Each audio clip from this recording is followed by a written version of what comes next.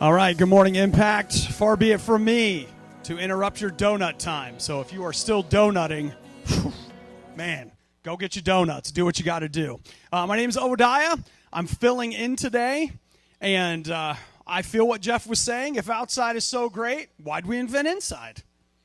Right? Exactly. And I'll just tell you, today, filling in, I keep looking around for the adults. I'm like, hey, where's Justin? Where's Bob? We were having our little pre-whatever meeting, and Tom, who's our leader on duty, he leaned over and he's like, hey, you going to call everybody in? And I was like, no. I just went and sat down front. I was like, man, you're in charge. I'm not here to whatever. So I'm not in charge. I'm just talking today, okay? Let's be abundantly clear. Now, for the last couple of weeks, what have we been doing? All in, right? So last week we got a chance to hear from, let's start at the beginning. We started all in with Pastor Justin, and it was all in on our relationships, right? And then last week we got a chance to hear from Joe Sangle, and we were all in on our finances. Now, if you are thinking to yourself, I missed those. Through the power of technology, right now on our YouTube channel, you can see an archive of the past 2 weeks. We saved them for you. So you can go and check those out. It's on YouTube. It's also on the church's Facebook page. You can find links to all of that through impactcity.church. You're welcome. And this week, we're talking about how to go all in on our mind. So, how do you go all in on your mind? What even is that? Where do you guys get this ridiculous idea about going all in with your mind? Well, you're making fun of Jesus. Mark 12, 28 to 31. Here's what it says. If you want to, you can grab your Bible, Mark 12, verse 28. You can grab your phone and look at your Bible app. You can grab your phone and pretend to be looking at the Bible app while you're looking at something else. It's completely up to you. So one of the teachers of the law came and heard them debating. Noticing that Jesus had given them a good answer. Wait, hey, that's pretty good. This guy's like, yo, that Jesus guy is smart. I'll ask him. So he goes in and he says, of all the commandments, which is the most important? Jesus, he doesn't miss a beat. He's like, the most important one, answered Jesus, is this. Hear, O Israel, the Lord our God, the Lord is one. Love the Lord your God with all your heart and with all your soul and with all your mind and with all your strength. The second is this, love your neighbor as yourself. There is no greater commandment than these. So we're going to skip the loving your neighbor part. We'll get to that another time, okay? And we're also going to skip heart and soul and strength, and we're just going to go with mind today. Now, today's sermon is going to be super short, so I want everybody right now to, with your mind, I want you to focus. I love you. I love you. I love you. I love you, God. I love you, God. You did it. Good job. You just loved God with all your mind. See you next week. Goodbye. Right? Okay, no. It's a little more complicated than that. Yes and no. I would actually say solid start, right? I mean, you found a commandment, you're working on it, you start there. I kind of like that. Seriously, though, have you ever in your life tried to think something on purpose? That's not easy. You know what's even harder? Have you ever tried to not think something on purpose? You ever wake up in the morning and go, I am not going to think about pizza. I am not going to think about pizza. And then all of a sudden it occurs to you that thinking about not thinking about pizza is thinking about pizza. Whoa. And you begin to realize that not thinking about pizza is your first step in the journey of the walk of shame of taking the empty pizza box out to the trash can that's in the garage. Because once you thought about not thinking about it, you have had it. So look, today what I want us to talk about is, I want us to talk about the idea of using our mind and using it on purpose. What does it look like to go all in with our mind? But before we do that, there's two things I want to tell you about your mind, okay? Number one is that God has created your mind and has plans for it. God made your mind. Seriously, you ever think about that? Do you know that God not only made it, and I'll tell you, people use their minds for bad stuff all the time, but your mind is good. If you look in Genesis 1, where you've got God creating the heavens and the earth, and he makes all this stuff, and he makes humanity, and he looks at them and says, it's good. So when God looks at you and he looks at your brain, he says, it's good. And the other thing I want you to think about, God created your mind, he's got plans for it, and your mind is hugely important. You'll notice that this is in italics because it's the best adjective ever, right? Or is it an adverb? Is anyone using their mind for that this morning? Hugely important. Your mind is so important. Get a load of this. Proverbs 23:7. As a man thinks, so is he. What you're thinking about is what you are. Whoa. The Kiana-sans is real, and it's in church this morning. Whoa. The stuff that you think about is what you turn into. Your mind is huge, it's powerful, and it's important. So let's look at some more of this. Romans 12:2a. It's the beginning of it. Do not conform to the pattern of this world, but be transformed by the renewing of your mind. Don't conform to the pattern of this world. You know what that means? That means that there is a pattern.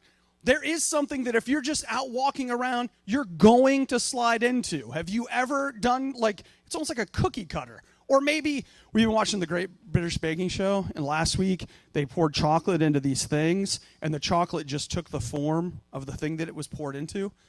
And that's what's happening. We are conforming to a pattern, but be transformed by being disciplined and going to the gym.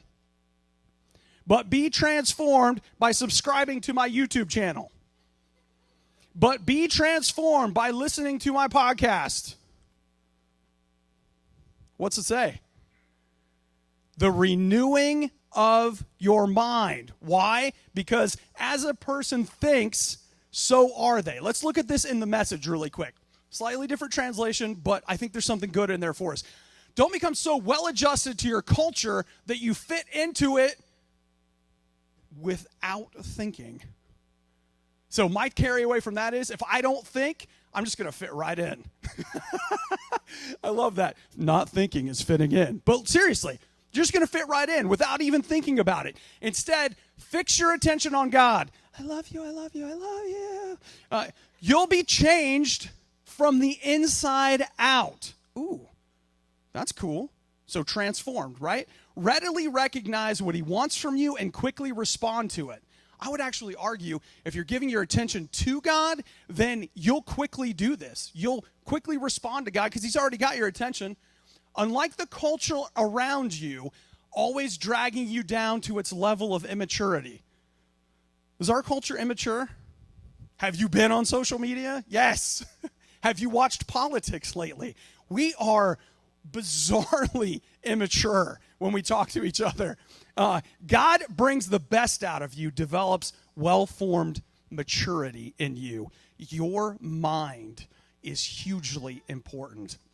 And your mind, thinking, having your mind renewed, that is so incredibly important. Now look, tons of people, when we're going to talk about how to get all in with our mind, it would be a joke for us to assume that, well, Obadiah's got 3 ideas, and if I do those 3 things, that's everything. He summed it all up, and we're done.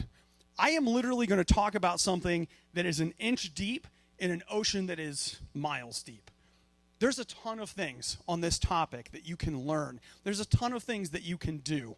But as I was praying about it and thinking about it, I zoomed in on 3 specific things that you can do to start going all in with your mind with God. Number 1, control it. Is that even possible? Is it possible to control your thoughts? And I'll just tell you, Our culture is not really feeling that. What do you hear all the time? The heart wants what the heart wants. What am I going to do? I want this pizza. That's it. That's what I want. All right? We think that it's impossible to control our mind. We think it's impossible to control our desires. But I want you to know that there is a multi-billion-dollar industry that is straight up based on the idea that your mind can be controlled. Look. Show them, guys. I just made every single person in this room think about pizza. I am not the CIA. This is not a Russian mind control experiment. This is Saturday afternoon when the game is on. I just made you think about Pizza Hut pizza. I picked Pizza Hut because they're not in Pataskala, and I didn't want anybody to feel like I was playing favorites, okay? There is a billion-dollar industry that knows that they can show you this picture, which will make you think something. And as you think, so are you. So you see this picture. You remember the commercial you saw yesterday, and then you remember that time when you were a kid and your friend got to come over and your dad rented a movie, which is what people did before Netflix, and he brought a pizza home, and it was so much fun, and I really wish I could just feel that way again. Give me that pizza. And their whole idea behind the advertising industry is they want to pull a little Leonardo DiCaprio on you, okay? They want to create Inception. Do you know what Inception is? This is a whole movie that's based around one idea, and that's this. These people want to make a guy, they want to plant an idea in his head and make him think it's his idea. Whoa. And that's Inception. And that's what advertising does for us. It is mind control. You're like, does that mean we can't have advertising? No, that's not what I mean. But I'm telling you, if you think that you can't control what goes on in your mind, you're wrong, because there are a lot of people that know that is absolutely not true. As you think in your heart, so are you. So, what do you think God has to say about this whole idea of mind control? Let's look at 2 Corinthians 10:5. We demolish arguments and every pretension. Dude, you're so pretentious. Stop it.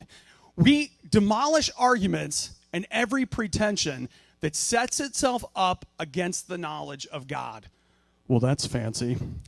Listen, let's start with this first half. I'm going to take a break right now. You know, grow groups start this week here at church. I will tell you that there's a grow group that is going to start this week that is what we call an apologetics course, and it's where you go learn to say you're sorry for being a Christian. So stop by, and we'll teach you. A couple of you get the joke. I'll explain it to you. Classically, an apology is not saying you're sorry. An apology is an explanation, okay? So when we say go apologize, we mean go say you're sorry. But classically, if you were just going to apologize, you would go and explain why it is that you've done what you've done. And so we're starting a grow group that is about this. It's about learning to demolish arguments and pretensions that set themselves up against the knowledge of God.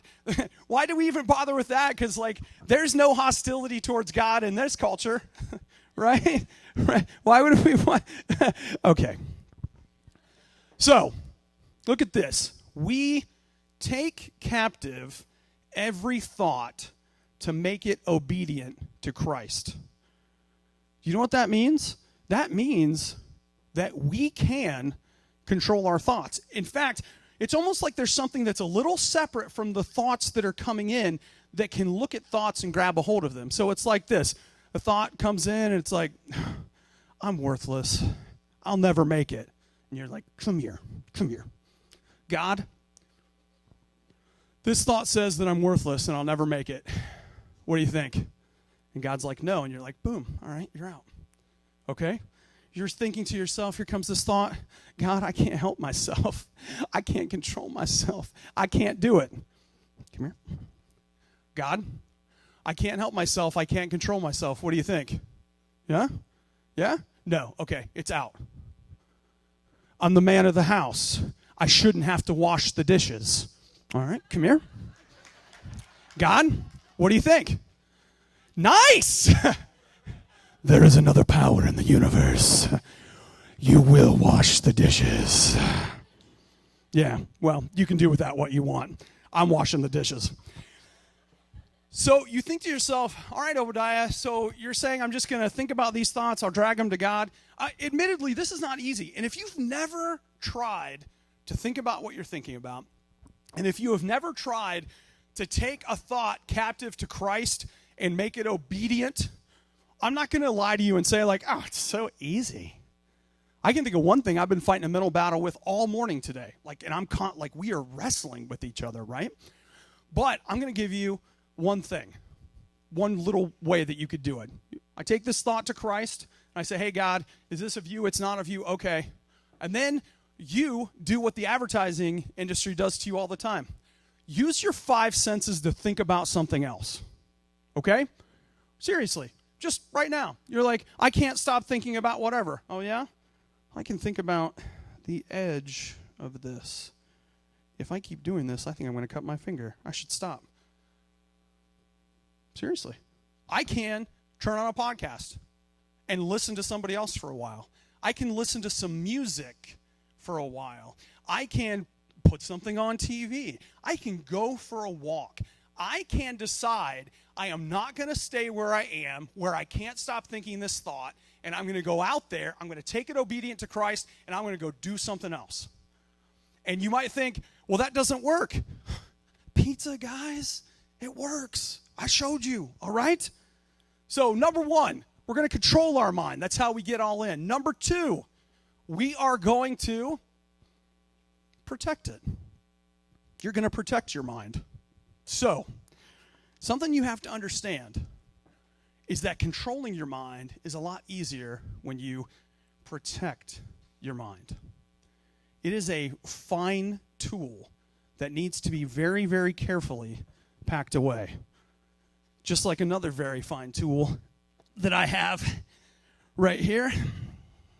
This is my Star Trek Starship Enterprise pizza cutter. And as you can see, it's in a box that contains a foam layer and another foam layer. And then it very gently gets picked up and taken out of the case so that I can cut pizza with it, right? Captain's log, stardate unknown. We seem to be trapped in Pataskala, Ohio, where they only have auto parts stores and pizza shops. Our mission has never been more relevant. You can thank my wife. That was a great Christmas present right there. So as you can see, putting it away, it takes a lot of effort and care, especially one-handed. It's a great way to get cut. So there it is. It gets protected. And you might be saying to yourself, Obadiah, what the heck is it with you and pizza today? Well, I found out earlier this week I think I'm lactose intolerant, and I didn't believe it, so I ate pizza, and I almost died. So when I get up and think that I'm not going to think about pizza, I'm just like, oh, I'm already thinking about it. Oh, help me, God. Listen, when we get serious about protecting our mind, this part's going to probably sting a little bit, okay? So I'm going to talk about some stuff, and I'm just going to tell you up front, you probably aren't going to like everything I'm going to have to say. But would I really be a friend to you if I didn't tell you? No, I really wouldn't. What you feed your brain has a direct effect on how it functions. There's no getting away from it. None. You can't escape it. All right? The YouTubers you watch, movies, TV shows, they affect your thoughts. In fact, in a lot of ways, you're taking their thoughts and you're parading them through your head. The music you listen to affects you. The websites you visit affect you. Like this. Obadiah, my dating relationships keep going bad. I fall fast, and it's a huge mess. And I keep getting my heart broken over and over again. Obadiah, I have trouble with anger, and it just seems like I can't stop being angry. I'm angry all the time. Here's something I think you should do.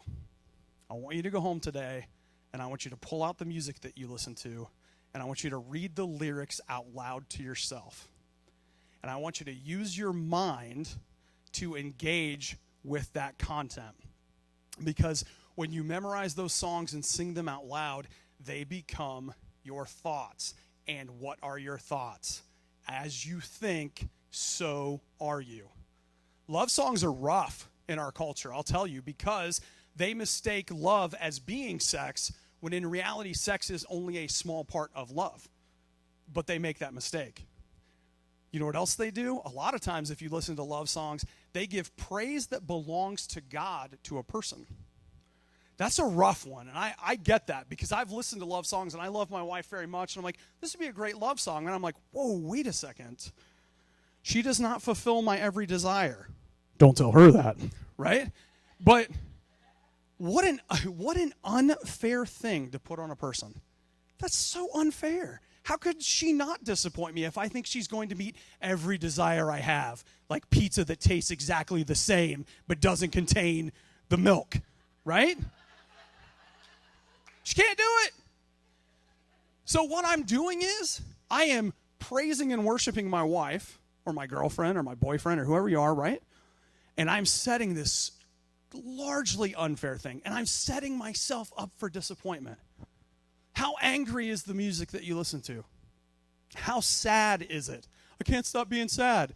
I get it. Every once in a while, a sad song is kind of cathartic. You get it out. But man, if that's all you listen to, I got news for you. You are swimming in sadness, and as you think, so are you. How about lust? Is lust an issue? Lust is an issue for just about everybody.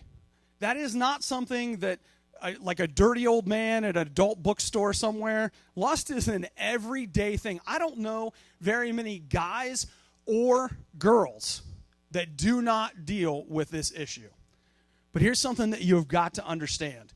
Your overwhelming lust on Monday, the seeds of that are planted on Sunday night. Maybe on HBO, I don't know. What's he talking about? Right. But whatever. It's tense in here, huh? You guys don't like that, do you? Well, I'll just tell you. Proverbs 4:23, let's look at it. Above all else, guard your cabinet. Above all else, guard your car. Above all else, guard your Xbox. For everything you do flows from the PlayStation. Guard your heart. That deep inside part of you. Your mind is part of that.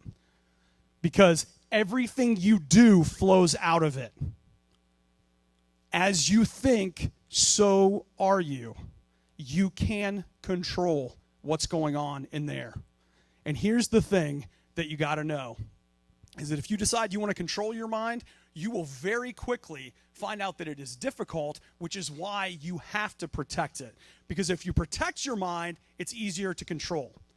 If you just open up your mind to let any lyric, any image, any movie, any thought, anything roll through it, you're going to be working on control for a long time. It is super, super hard. So far what? Control it, protect it. These are ways we get all in with God. Here's number 3. Use it. Use it. Do something with your brain. God gave it to you. Use it. Read a book. Obadiah, I don't like to read. Read a book on being a better plumber. I don't know. Find something you like to read. You work with your hands. Use your mind to do better work with your hands. Cure cancer. Get a PhD. That's funny. I'm not laughing. I'm totally serious.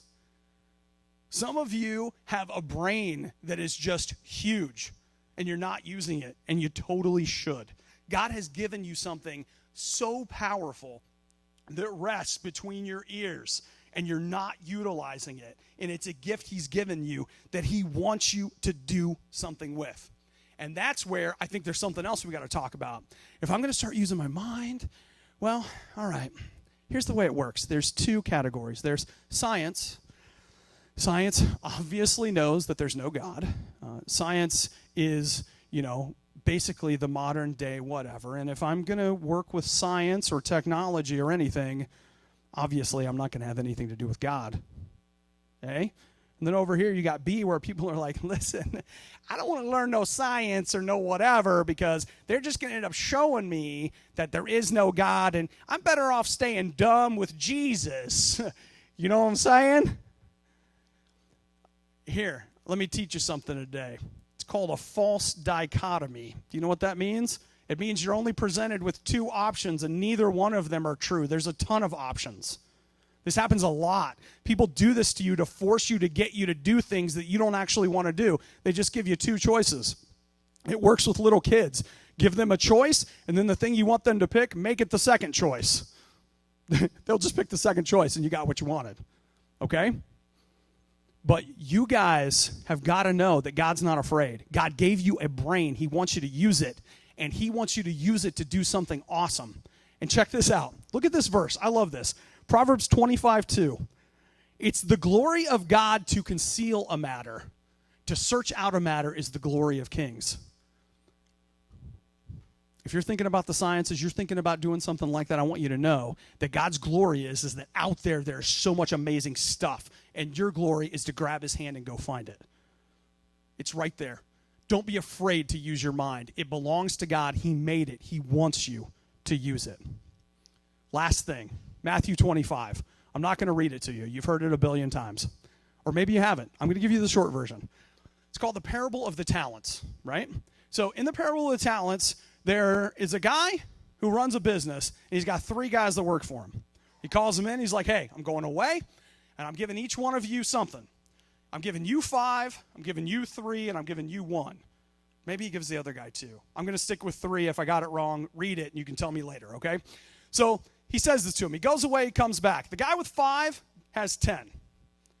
The guy with 3 has 6. Each one of them has taken what they were given, and they've gone and done something with it. The guy with 1 was so afraid that he couldn't do anything, he went and buried it out back. A lot of us are doing that with our brain. We are sticking our heads in the sand. We're just out. I'm not even going to use my brain. It's too much work. And when the guy comes back, he's like, hey, good job, number 5 going to 10. Hey, good job, number 3 going to 6. Number 1, what are you doing? Couldn't you have at least put it in the bank or something? I mean, just a little, get something out of it? It's like, no, he didn't. He didn't do anything with it. And I feel like a lot of times that's what we are doing with our mind. We need to control it. We need to protect it. We need to use it. Because if we're going to go all in, if we're going to do what Jesus is telling us to do, to use our heart, soul, mind, and strength for him, we're going to have to go all in. Now, I told you, this is an inch on something that could be a mile deep. There are really smart people that have written really great material to help you use your mind in a good way, to help you control your mind, to help you get a hold of yourself. I mean, come on. How many days do you wake up and you feel like your mind just leads you around and you can't get a hold of yourself? God does not want you to live like that, okay? And I will tell you, I thought I put it in the bulletin. I didn't. I'm going to post it on Facebook later. There are a couple of books that have really helped me that Pastor Mindy recommended to me. One of them is called Battlefield for the Mind. Another one is called, oh boy, I can't remember it. But I'm going to post it, and you can find it there later, okay? Now listen, I'm going to pray. And I even told the team this morning, I was like, nobody's going to get super excited like about what I'm going to teach about. But I think that it's something that we all need to hear. And I'm going to pray for you, and I'm going to ask you to bow your heads. And here's what I want you to know, that right now you can decide, all right, I'm going to go all in, God, with my mind. It's going to start right here, and I'm going to give it to you. Let's pray. God, thank you so much for the minds that you have given us. God, I just ask that you would help us to use our minds for you. And God, right now, we as a group, we give you our mind. We filled it with things we shouldn't. As a result, we do things we shouldn't. And in some ways, we're just stuck. And so, God, I ask that you would right now take my mind. Use it, God. Help me to protect it. Show me how to control it. Show me how to take my mind and give it to you. Now, if you're somebody who's come here today and you're like, man, I've never heard anything like this, but you've started to think, this idea of having a relationship with God sounds kind of awesome. I think I'd like to do that. Then right now it's simple.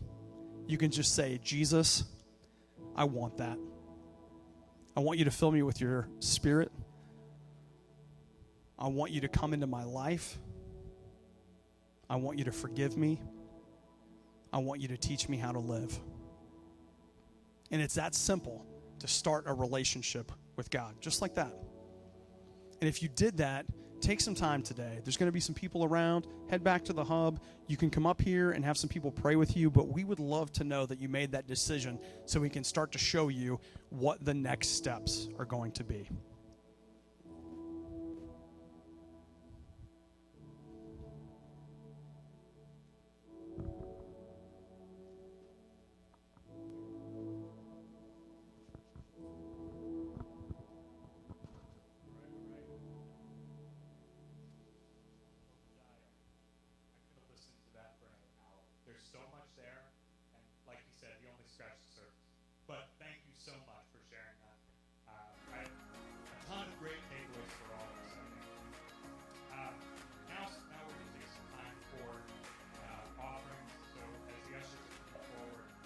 Also, as Obadiah called out, there will be a team over to your right that will be available for prayer. You need prayer for anything. You need prayer about controlling, protecting, using your mind, or anything else that you're dealing with.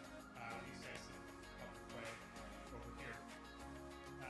Let's go ahead and pray over God. Father God, you give us everything that we have. You give us our mind. You give us our family, and you give us our finances. And we want to leverage this time to give back just a small piece of what you've given us so that you can use it for your glory. We ask you to bless these offerings, bless these gifts, whether they're given right here, right now in these baskets, online, through texting. All of those gifts, Lord, use those abundantly to spread your word. We ask this in your name. Amen. All right, just a couple of announcements as the ushers are passing those baskets. First off, grow groups. Who's in a grow group? All right. Four people. All right, there's 4 people in grow groups. So because none of you are in grow groups, you can sign up. You can use impactcity.church. There's also information on Facebook about how to sign up. There are a ton of grow groups. So I'm very sad that only 4 of you are going to be there. But there are some really cool grow groups that are going to happen. I don't have a lot of the details. There are more details back at the hub about the grow groups. I strongly encourage checking it out. I was in a grow group. I've been in grow groups. It's an awesome opportunity to connect your mind with the minds of others and continue to grow. Second, child dedication. Child dedication is going to be Sunday, September 22nd. And this is not just little tiny babies. This is for all children. Anyone that you want to dedicate to God, that opportunity will be on Sunday the 22nd. Then that following Wednesday the 25th, is going to be See You at the Pole. This is an opportunity for students to pray at school at the flagpole. All right, so that is going to be Wednesday, September 25th. Here at this church, we'll be meeting across the street at Watkins at the high school and middle school at 7 a.m. There are going to be several churches working together on this initiative, not just at the Passover, but all over the world. So definitely another opportunity to take advantage. That's all I have. See you next week.